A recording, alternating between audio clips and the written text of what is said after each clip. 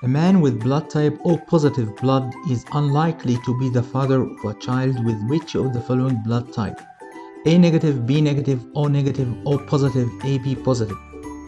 You should know firstly that this type of parents should be like that because O is always pure or homozygous. Let's speak about each individual of those that may be the offspring of that individual. This parent can share in the formation of an A negative child if he was like that.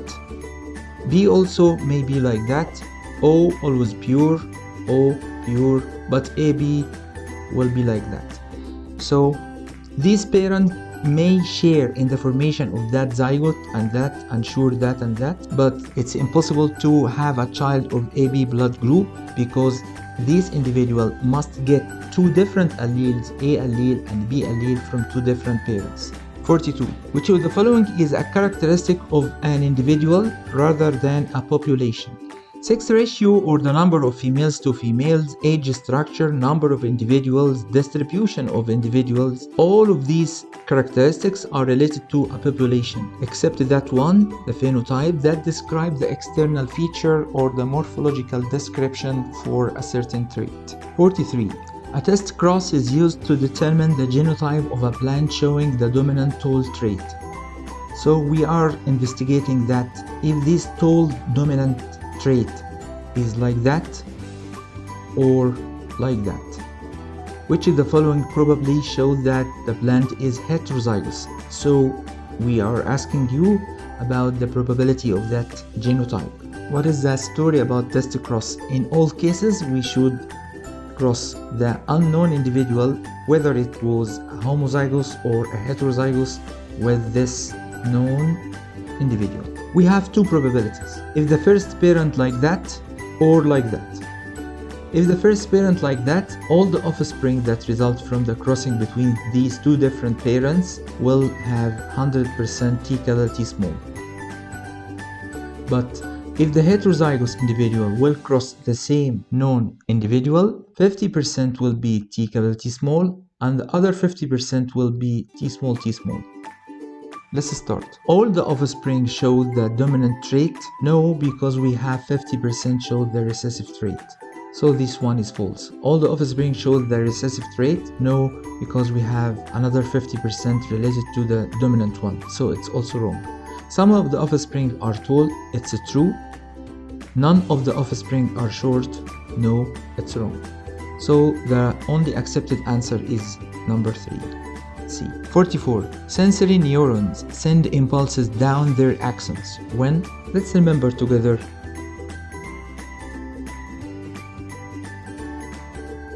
This is the cell body, and this is the axon, and this is the terminals. You know that the nerve impulses move only in that direction, and the stimuli are collected through these dendrites. Sensory neurons send the impulses down their axons when they are stimulated by impulses from the spinal cord. The spinal cord normally do not produce impulses to the sensory neuron, but it can send impulses to motor neuron. Number B, their cell body releases neurotransmitters.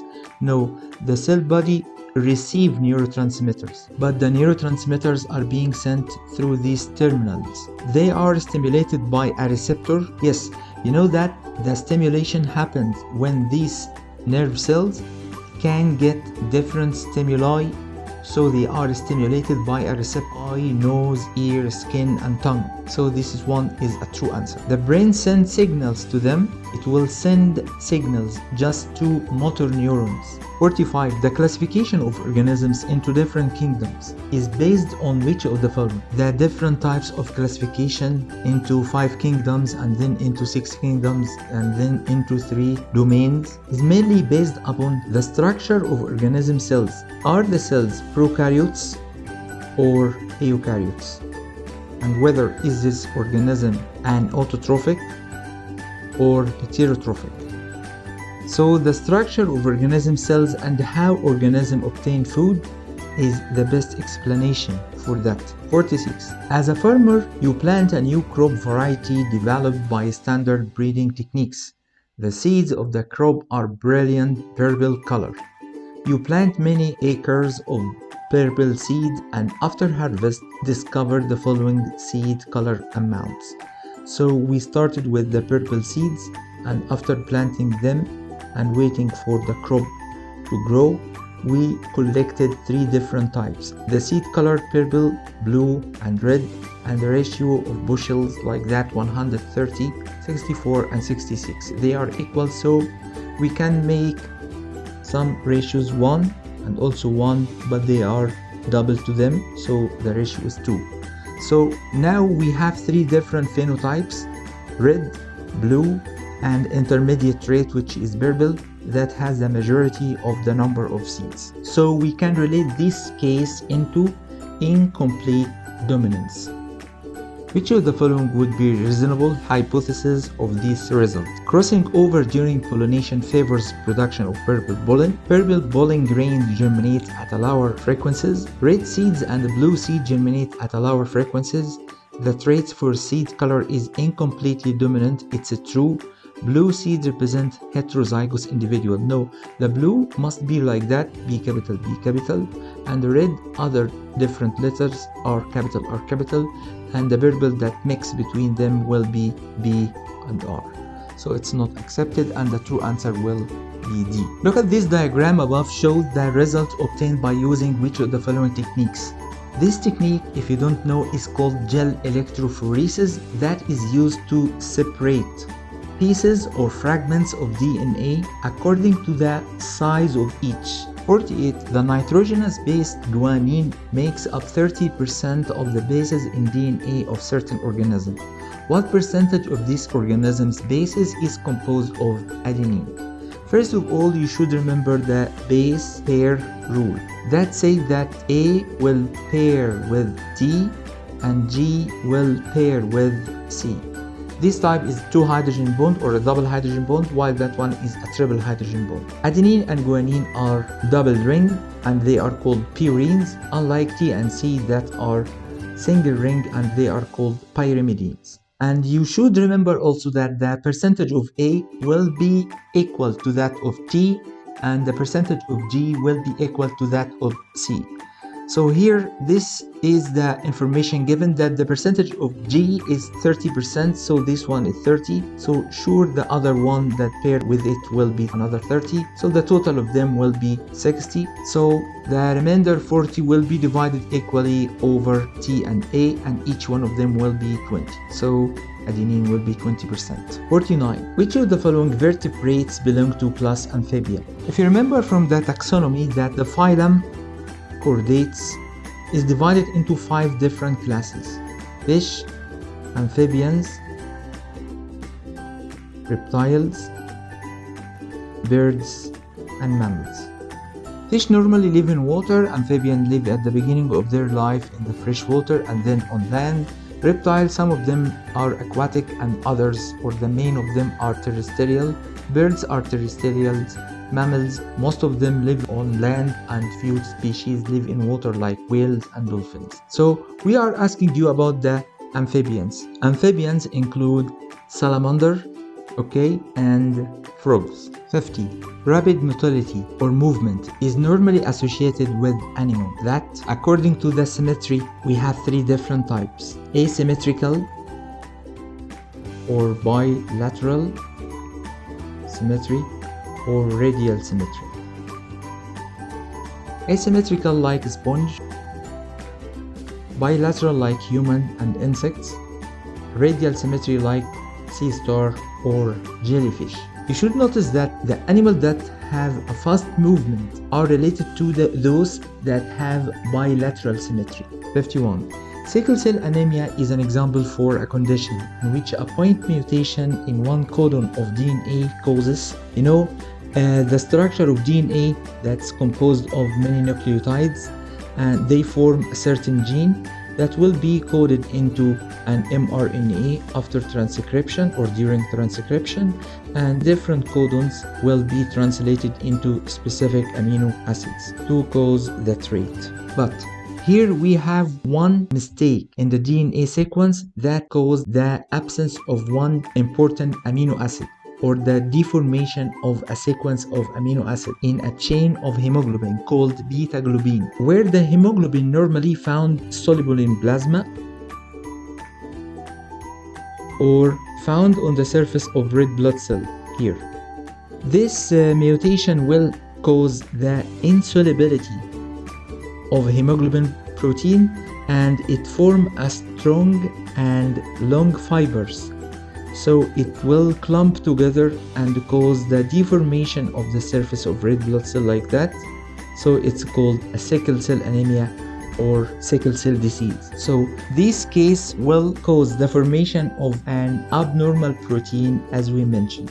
The graph below is an oxygen dissociation curve which shows the relative amount of oxygen bound when the hemoglobin is in solutions with varying partial pressure of dissolved oxygen. The solid line represents an adult's hemoglobin and the dashed line represents the fetal hemoglobin. So we are talking about a mother and her embryo. First of all, you should know that the mother respiratory system will deliver oxygen, and after that it will deliver it to her fetus. But there is another factor that can cause the distribution or the attachment of oxygen to different hemoglobin. This factor is the pressure of oxygen itself, and it's measured by millimeter of mercury, and here it's graduated from 0, 20, 40 up until 100.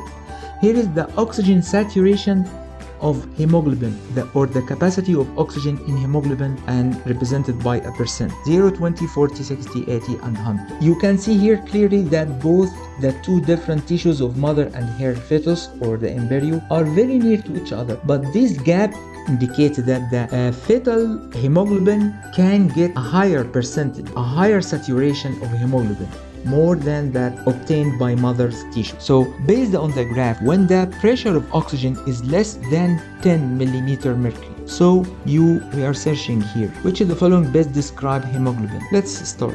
It's highly saturated. No, the high saturation is up value. It's able to provide more oxygen if metabolism increases. We don't have enough information about the metabolic reaction or the metabolic rate, so it's not mentioned. It transports a very little oxygen. Yes, at the low level of pressure of oxygen, it will cause the saturation of very low percentage. D, it's at a substantially lower pH.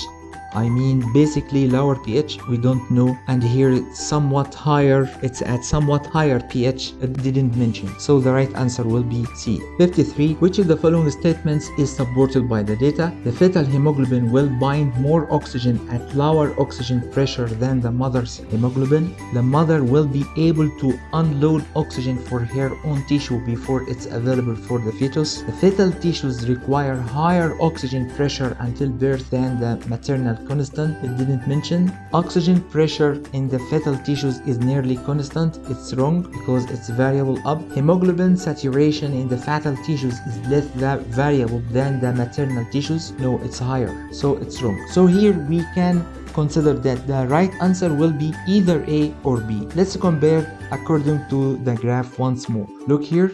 The fetal hemoglobin will bind more oxygen at lower oxygen pressure than the mother's hemoglobin. Yes, it's true, because if you remember that the graph was like that, so the fetal hemoglobin will bind oxygen wherever we are, and especially where we have low pressure of oxygen. The fetal tissue precedes those of mother in obtaining oxygen.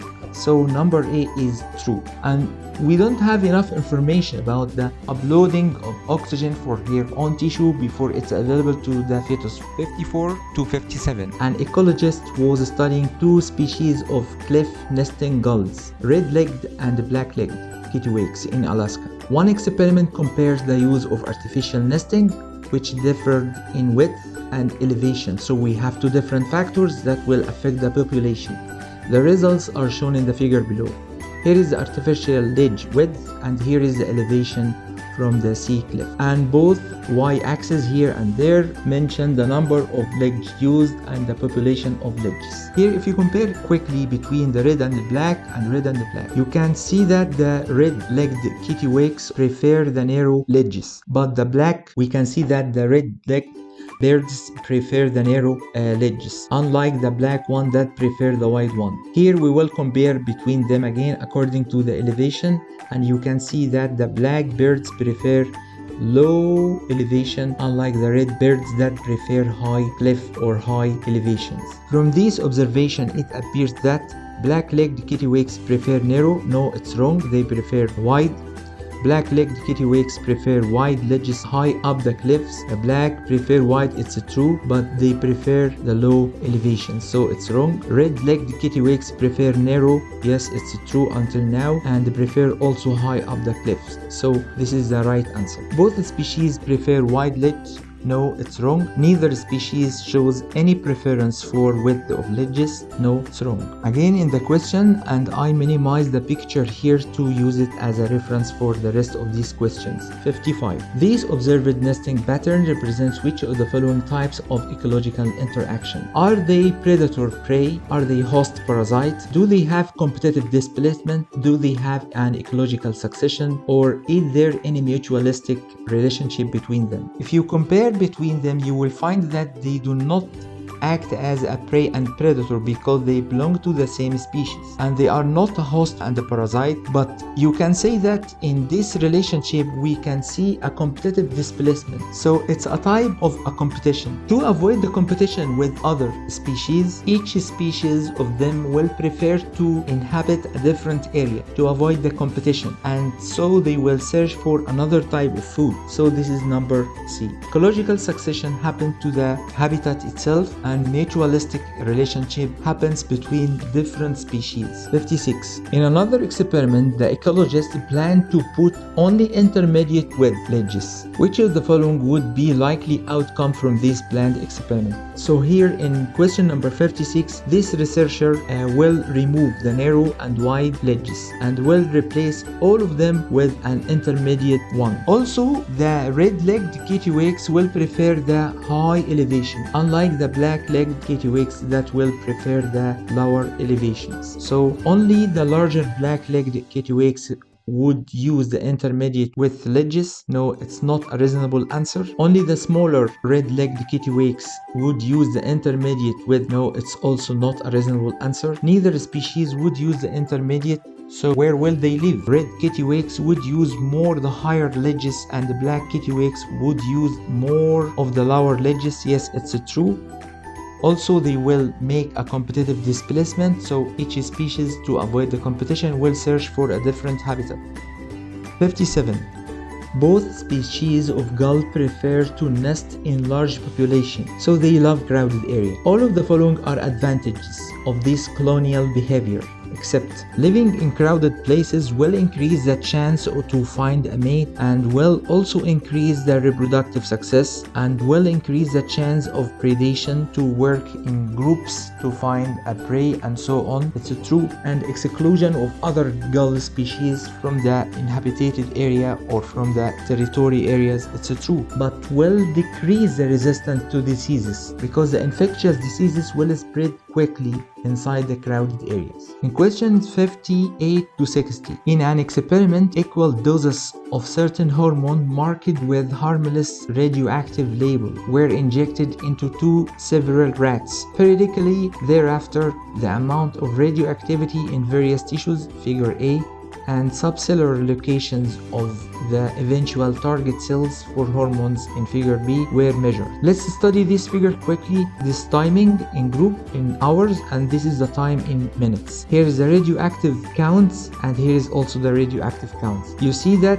the amount of the hormones released in the blood and increased, and so after that it dropped again. Here is the uterus tissue. The radioactivity increased in the uterus tissue and stay stable, but the lung tissues are not affected, so the level of the radioactivity in lung cells or lung tissues is almost zero. If we talk about the subcellular radioactivity, we have three different organelles. Number one, plasma membrane, for example, it doesn't affect it. And the cytoplasm, the ratio in the cytoplasm or the count in the cytoplasm increased and then decreased. And finally, the amount of hormones are accumulated and stay stable in the nucleus. Let's go to the questions. 58. Based on the data in figure A. So you have to concentrate in figure A and try to find the answer within the figure. Which of the following is a reasonable conclusion? Uterine cell lack receptors for this hormone? No, because the amount of radioactivity, the amount of the hormone increased and becomes stable at the final. The most likely target for this hormone is the uterus. It's true. The lung is the most likely target. No, because it's not affected. The hormone is probably not transported via the blood to the target cell. No, it's wrong, because the ratio in the blood increased and after that it decreased once more. Number E, the hormone regulates the glucose level within the target cells. It didn't mention from the graph. Question number 59. Which of the following is most likely mechanism of the action of this hormone? The hormone binds tightly to the plasma membrane. It's wrong. The hormone moves through the nucleus on its way to the cytoplasm. No, it's the opposite. The hormone started to move in the cytoplasm and drop down. Hence, the plasma membrane is not affected by the amount of the radioactivity. So, the hormone seems to get into the cytoplasm quickly. So, the ratio in the cytoplasm increased up and after that it falls down again. And then the amount of hormone settled down inside the nucleus. Let's start in answering. The hormone binds tightly to the plasma membrane. We mentioned that it's false. The hormone moves through the nucleus on its way to the cytoplasm. No, vice versa, so it's also false. The hormone binds to a cytoplasmic receptor and then transported into the nucleus. Yes, it's true, because we said that it goes to the cytoplasm quickly, so the radioactivity increased and after that it falls down again. And so the final destination for this hormone is the nucleus. So the true answer until now is C. The hormone entered the cell through chloride ion. It didn't mention here. The hormone utilizes active transport to enter. There is no information about that. Last question. The hormone is most likely to be insulin, norepinephrine, antidiuretic hormone ADH, or estrogen, or indole acetic acid. You should know that this is the true answer, D, because estrogen and progesterone are hormones that are related to the female reproductive organ, and here we mentioned uterus. Thank you for watching. Goodbye and good luck.